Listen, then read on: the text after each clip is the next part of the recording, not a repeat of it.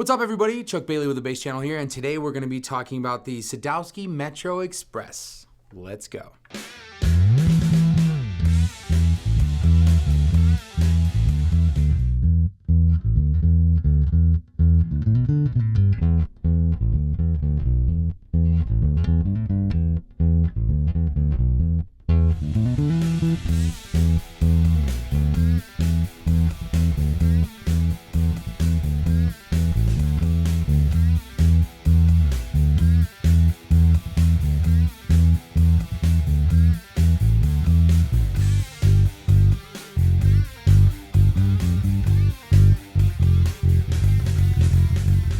So, some of you know who Roger Sadowsky is, some of you may not, and that's okay.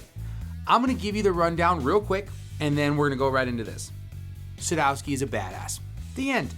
Just kidding. He's been making basses for longer than probably I've been alive. The guy's super talented. Their custom models they make are legendary. You know, you have so many amazing players that use the Sadowsky stuff. I mean, the one that comes to mind for me is Will Lee. Will Lee is he's a session player out of New York. He was on I think it's the Tonight Show. The guy's a music legend, and he has his own signature model with Sadowsky. But the more important thing about Sadowsky that we're going to talk about is the name, right? Does the Sadowsky name hold up to the overseas models as far as the MetroExpress is concerned? Does the quality hold up? Is the playability there? We're going to touch on all of that.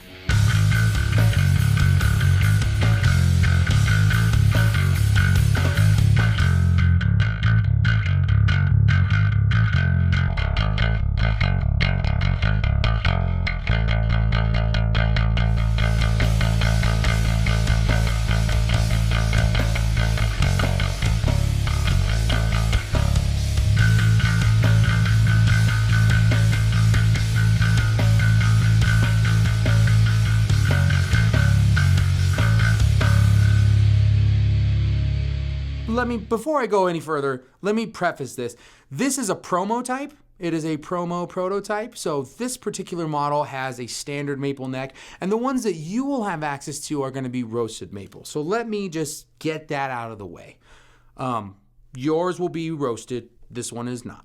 So it comes with a maple neck. It's got a Pau Ferro fretboard, and this part's really cool. If you're a tone wood freak, this is an Okume body. Okume to me has always been like that hard to find kind of, you don't see that in production models. So it's pretty cool that that the Sadowsky model offers that. And this amazing color, ice blue metallic.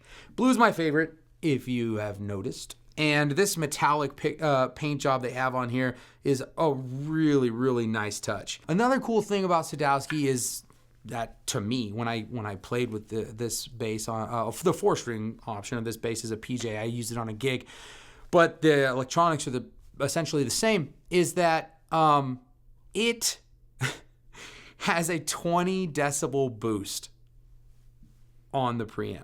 So if you want to talk about hot and ready, this bass smokes. Holy smokes, it sounds so good.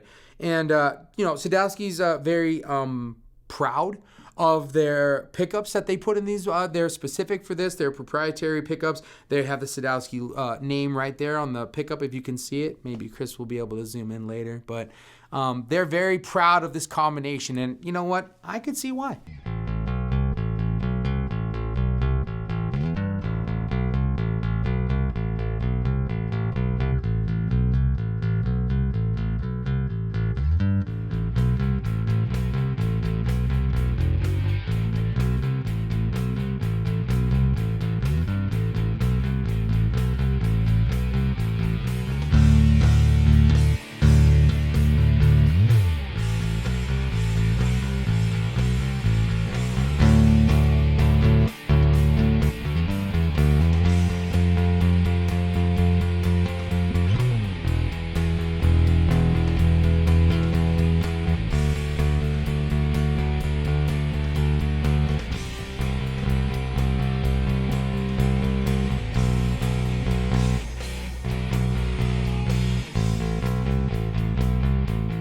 The hardware is all stamped, right? Sadowsky, but its durability and even the stylings of it, scream to me hip shot. And I don't know if they have something they worked out with hip shot, or if it's just, hip shot hit it on the head when it came to the design of their hardware. But, one thing that really sticks out is the mass of this bridge, the durability of the keys itself, and the ratio on these are really good. Like when you tune it, you see your pitch changing, which is nice because, you have some basses where you're tuning like, 3 or 4 rotations and it goes up a half step. I hate that. It bugs me so much on a gig because I'm just sitting there like trying to tune and it just spins.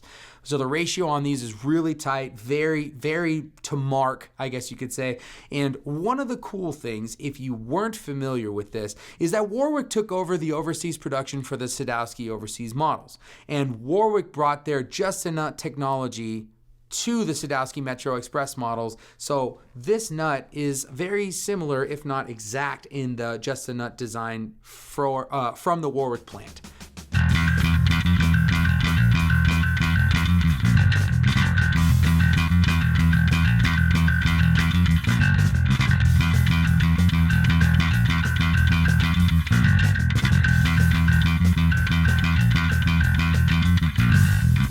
For all of you that don't like playing chunky necks or baseball, width necks, this radius is relatively flat by comparison.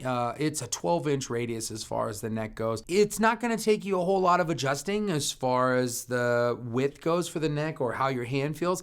I play 5 strings predominantly now. I still love 4 strings, so it's always like maybe the first couple of songs playing, and then my hand feels fine. So if you're used to that difference in adjustment as far as the radius goes, you're going to be right at home with this bass. It feels fine, totally fine.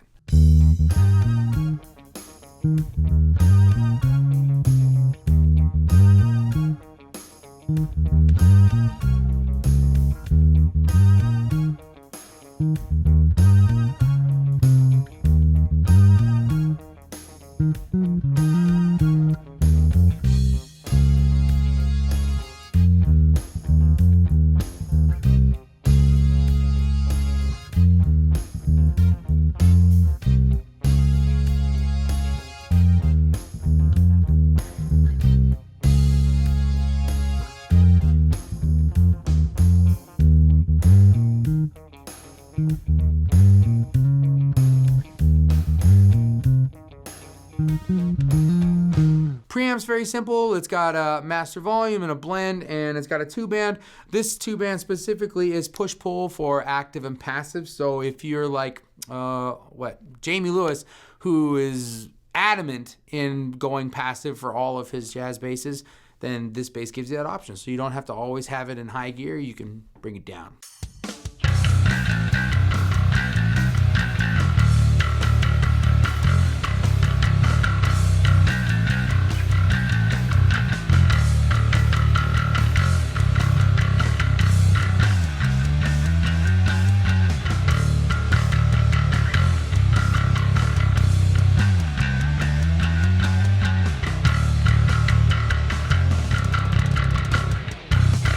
So, in closing, this was my first introduction to the overseas models that Sadowsky offers.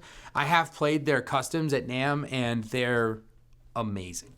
And I know I've talked about this, and I've coined the term FSO, fender-shaped object. I mean, this is not reinventing the wheel, right? But what I like to see is better wheel options, right? You got the nicer rims, nicer rubber, you got the nicer wheel. Right, and Sadowsky, I think, makes the best fender-shaped object to market.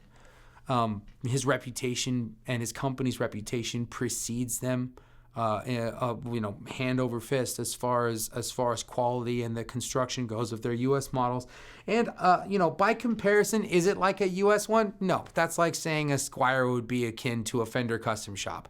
You can tell yourself that all you want, but it's just not the case. And if you're expecting that for, I think this bass is like $1,100 or $1,200, you're crazy. What this is it gives you a very good option as far as a 5-string jazz bass goes. That's not going to wreck your pocket. Warwick brought a lot of consistency to their overseas production with these models, and I think it's a good partnership. I love Warwick basses. Unfortunately, they don't love me. I've touched on this in the past where I can't make them sound good. I love that other people can. And I think that some of their basses they make are amazing. You know, like the old 90s thumb basses were phenomenal. The Dolphins, the Katanas, like they make great stuff. And they have attention to detail. That's my point for all of this, is they pay attention to a lot of these details, although you have to be like a professional power lifter to hold some of those basses for full 3 or 4 hour gigs. But I digress. This bass is not heavy. I feel like it's maybe 10 and some change as far as the weights go. I didn't look it up. I'm sorry. I know you guys are going to kill me because I didn't have that one detail. So maybe you can just put it in the comments like you guys do anyways, and gals, and let me know. Because to me, it doesn't feel heavy. I did a gig Friday, and it was 4 hours nonstop. And I had my 4-string jazz bass on, and my back was fine. My feet hurt, but my back was fine. So I think if you're playing relatively consistently and you're used to the way this feels on your body for extended periods of time, it's not going to be a problem for you. I'd say it's, like I said, 10 and a half tops. It's not heavy. It feels great. The radius on this neck feels real fast. I'm not a huge fan of this promo type's neck wood. It's very similar to some of the cheaper models, and I've touched on that too. But do I think it's a good investment for the price point? Absolutely. 100%. They give you a lot of proprietary options for this model that you don't normally see on overseas basses. So you're getting something for your money. And I've always said that. If you're buying a bass or you're buying an instrument, make sure you're getting something out of it that you wouldn't be able to get if you made a cheaper investment.